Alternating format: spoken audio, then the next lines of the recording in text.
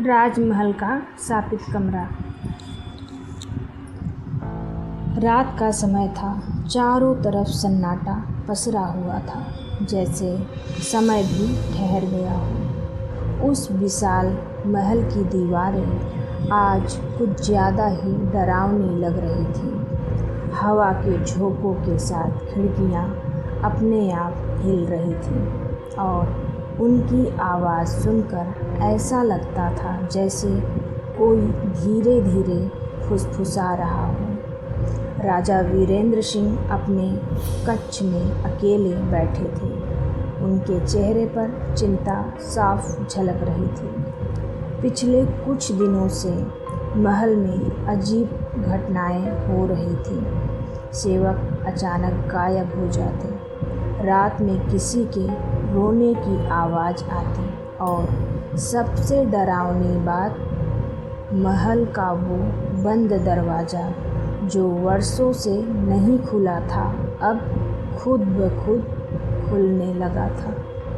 रानी सुरम्या भी इन घटनाओं से अनजान नहीं थी।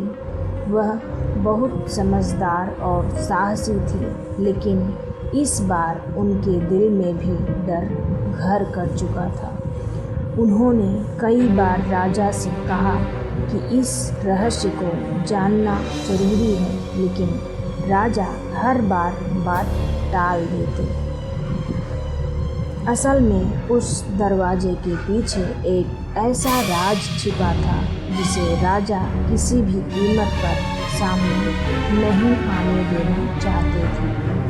एक रात जब महल के सभी लोग गहरी नींद में थे, रानी ने फैसला किया कि वह उस दरवाजे के पीछे का सच जानकर ही रहेंगी। धीरे धीरे कदम रखते हुए वह उस अंधेरे गलियारे में पहुंची। जैसे जैसे वह आगे बढ़ रही थी, हवा और ठंडी होती जा रही थी। उनके दिल की धड़कन तेज हो गई थी और फिर वह उस दरवाजे के सामने खड़ी थी। दरवाज़ा थोड़ा सा खुला हुआ था, जैसे कोई उन्हें अंदर बुला रहा हो। रानी ने कांपते हाथों से दरवाज़ा खोला। अंदर घुप अंधेरा था। उन्होंने एक दीपक जलाया और धीरे धीरे अंदर कदम रखा। जैसे ही वह अंदर पहुंची, उन्हें एक अजीब सी गंध महसूस हुई, पुरानी, सड़ी हुई और डरावनी। कमरे की दीवारों पर अजीब निशान बने हुए थे, जैसे किसी ने नाखूनों से खरोंचा हो, और तभी उन्हें किसी के रोने की आवाज़ सुनाई दी। रानी का दिल जोर जोर से धड़कने लगा। उन्होंने आवाज़ की दिशा में देखा। कोने में एक औरत बैठी थी, सफ़ेद कपड़ों में, बाल बिखरे हुए और चेहरा पूरी तरह झुका हुआ। रानी धीरे धीरे उसके पास गई। कौन हो तुम? उन्होंने कांपती आवाज़ में पूछा। वो औरत धीरे धीरे अपना चेहरा उठाने लगी और जैसे ही रानी ने उसका चेहरा देखा, उनकी आंखें फटी की फटी रह गईं। वो चेहरा बिल्कुल रानी जैसा था। रानी एक पल के लिए जम सी गई। उनके मुंह से आवाज़ तक नहीं निकली। वो औरत मुस्कुराई, लेकिन उसकी मुस्कान में दर्द और नफ़रत साफ झलक रही थी। आखिर तुम आ ही गई, उसने धीमी आवाज़ में कहा। रानी पीछे हटने लगी, लेकिन उनके पैर जैसे ज़मीन में जड़ गए थे। तुम कौन हो? रानी ने फिर पूछा। वो औरत धीरे धीरे खड़ी हुई और बोली, मैं वो हूँ जिसे इस महल ने भुला दिया, लेकिन मेरा दर्द आज भी जिंदा है। रानी को कुछ समझ नहीं आ रहा था। तभी अचानक दरवाज़ा जोर से बंद हो गया और कमरे में अंधेरा छा गया। रानी चीख उठी। उसी वक्त राजा वीरेंद्र वहाँ पहुँच गए। उन्होंने दरवाज़ा खोला और रानी को बाहर खींच लिया। रानी रो रही थी, काँप रही थी। वो कौन थी? उन्होंने राजा से पूछा। राजा कुछ पल चुप रहे, फिर उनकी आँखों में आंसू आ गए।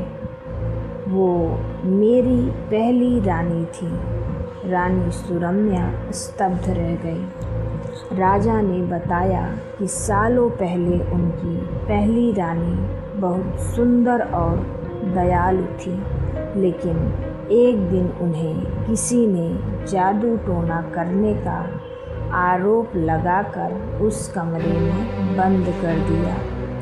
राजा ने सच्चाई जाने बिना ही उन्हें कैद कर दिया और वो वहीं तड़प तड़प कर मर गई। मरते वक्त उन्होंने कसम खाई थी कि वो इस महल को कभी चैन से नहीं रहने देंगी।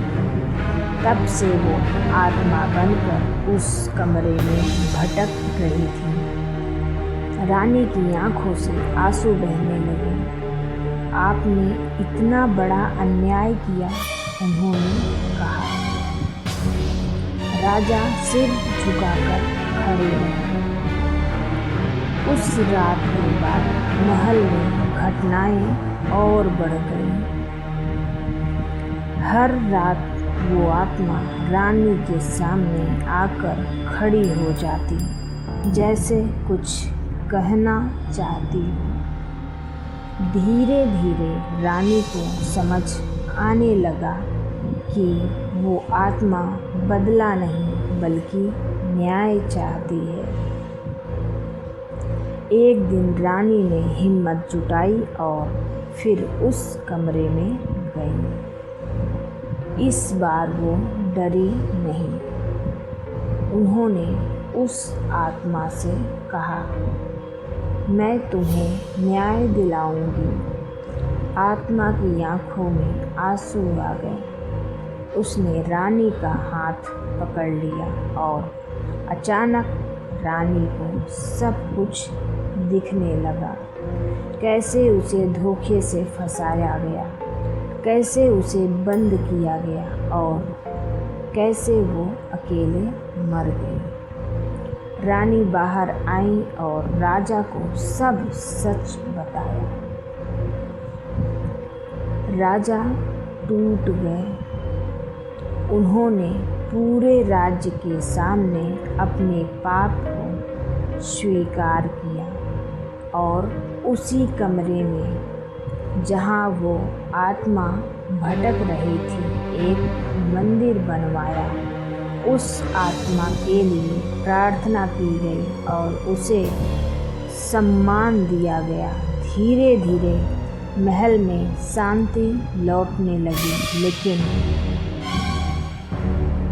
कहानी यहीं खत्म नहीं होती, क्योंकि आज भी उस महल के कोने में कभी कभी रात के सन्नाटे में किसी के रोने की हल्की सी आवाज़ सुनाई देती है, जैसे वो आत्मा आज भी पूरी तरह मुक्त नहीं हुई। तो दोस्तों, कैसी लगी आपको ये स्टोरी? ऐसी ही कहानियाँ सुनने के लिए हमारे चैनल को फॉलो करें, लाइक, सब्सक्राइब, कमेंट ज़रूर करें। आपको कहानी कैसी लग रही है और अपना प्यार और आशीर्वाद बनाए रखिए। किसी अपने को शेयर भी करिए। जय श्री राम, जय हनुमान दोस्तों।